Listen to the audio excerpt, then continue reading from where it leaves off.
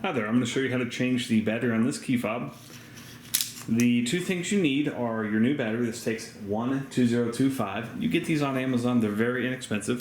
There's a link below in the description to all the tools I used. And this small screwdriver is pretty much all you need. Alright, so let's get started. First and foremost, right here, now focus there. Okay, right here, we've got a little hole.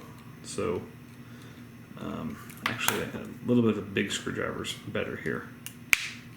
Just pop that open. Okay, you don't have to remove the key ring for this, but you can if you want. It doesn't make a difference. Okay, so all the electronics are within this little panel. So I'm going to go ahead and remove this. There's a little rubber piece here that can stay there, and all the buttons are underneath that. So if you need to replace any of the buttons, you can. That's how you do that as well. Okay, so we need to crack into this. So there's all these little things around the side, like there's like little lighter areas. What you do is you take your little screwdriver and you just go in all these little holes right here, and you just go around and prop it up.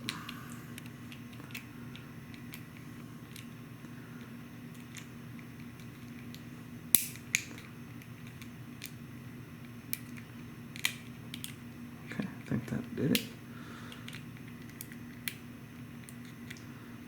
One more.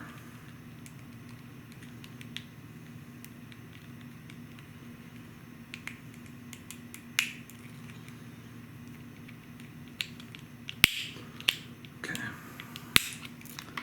There we go. All right.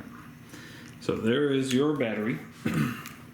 You can take your screwdriver. This is why the small one's kind of useful.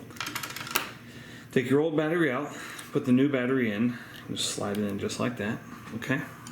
Now this goes back in here. Everything clicks into place. Okay. Now there's a little guide right there. That goes right into the hole right here. So that fits in nicely.